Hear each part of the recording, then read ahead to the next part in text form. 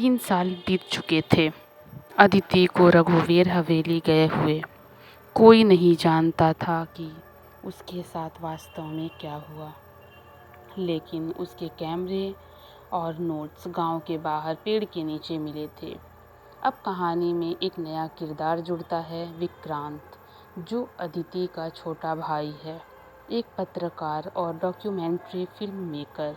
उसे अपनी बहन के गुमशुदा होने का अब भी जवाब चाहिए। विक्रांत को एक दिन अदिति की पुरानी डायरी मिलती है, जिसमें आखिरी दर्ज पंक्तियाँ थी। पिंजरा सिर्फ एक वस्तु नहीं है, वह द्वार है, कोई उसे खोलने की प्रतीक्षा कर रहा है। बस यहीं से विक्रांत की जिज्ञासा और जुनून शुरू होता है। वह गांव जाता है, कैमरे और ड्रोन लेकर, लेकिन इस बार वह अकेला नहीं जाता। वह गुरु तेजानाथ को भी साथ लाता है। गुरु का कहना था, अगर आत्मा को बांधा गया था तो मंत्र अब कमज़ोर हो चुका होगा। अब या तो पिंजरा फिर से बंद किया जाएगा या टूट जाएगा। जब विक्रांत हवेली के अंदर जाता है तो उसे हर चीज़ वैसी ही मिलती है जैसी अदिति ने डायरी में लिखी थी, लेकिन एक चीज़ बदल चुकी थी।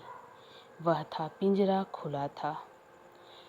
पिंजरा खुला था, सलाखें झुकी हुई थी, जैसे अंदर से किसी ने ज़बरदस्ती बाहर निकलने की कोशिश की हो। फर्श पर खून से लिखा हुआ था, मैं अब पिंजरे के बाहर हूँ, अब हर जिज्ञासु मेरी कड़ी है। गुरु तेजानाथ ने मंत्र जप शुरू किया, लेकिन जैसे ही वह बीच में पहुँचे, अचानक हवेली की दीवारें कांपने लगी।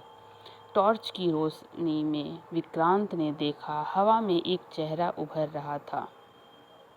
वही तांत्रिक आत्मा, लेकिन अब वह अकेली नहीं, उसके साथ अदिति की आत्मा भी थी, अधूरी, टूटी हुई। गुरु तेजानाथ ने विक्रांत को पीछे खींचा और कहा, तेरी बहन अधूरी रह गई थी। अगर तू अपनी आत्मा का अंश उसे दे तो शायद वह पिंजरे को फिर से सील कर सके। विक्रांत हंसा, क्या मतलब, अपनी आत्मा दूं? आधी आत्मा देना मतलब आधा जीवित रहना, पर शायद ये तुम्हारी बहन को बचा सके। विक्रांत ने मंत्र के अनुसार धूप जलाई, खून की कुछ बूंदें दी और पिंजरे के पास जाकर कहा, अगर मेरी आधी आत्मा से तुम मुक्त हो सकती है दीदी, तो ले लो। पिंजरे की सलाखों ने खुद ब खुद विक्रांत को भीतर खींचा। आवाज़ आई, तुम अब बंद हो, पर उसे मुक्ति मिली। अगली सुबह गांव वाले एक तेज प्रकाश से चौंक उठे।